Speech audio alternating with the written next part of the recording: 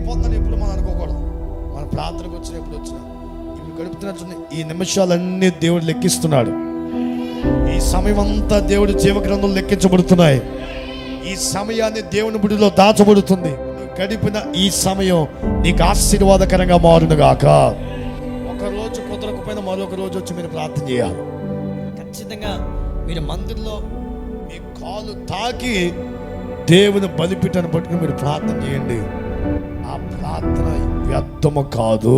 నేను అంటాను, కట్టుకున్న ఇల్లైనా సంపాదించిన ఆస్తి అయినా వ్యర్థమైపోతాయేమో కానీ ప్రార్థన ఎన్నటికీ వ్యర్థం కాదు.